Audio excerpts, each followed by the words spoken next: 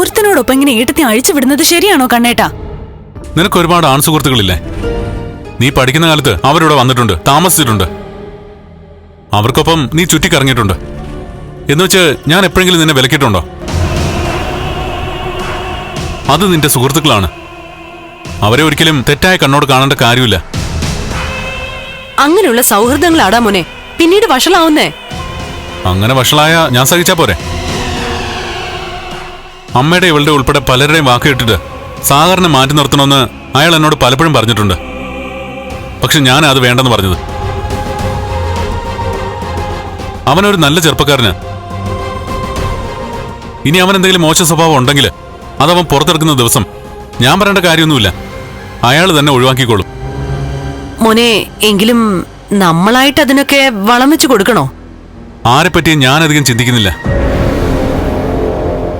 എന്റെ ഭാര്യ എനിക്ക് വിശ്വാസമാണ്, എന്നെക്കാളും വിശ്വാസമാണ്.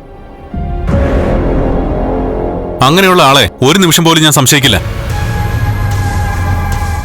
ഇനി എന്റെ ചിന്തകൾ തെറ്റാണെങ്കിൽ അതിന്റെ ശിക്ഷ എനിക്ക് കിട്ടിക്കോട്ടെ. ഇതാ എന്റെ നിലപാട്. പിന്നെ വിഷുവായിട്ട് വെറുതെ ആവശ്യമില്ലാത്ത കാര്യങ്ങൾ പറഞ്ഞ് എന്റെ ദേഷ്യം സമ്പാദിക്കാൻ ശ്രമിക്കണ്ട.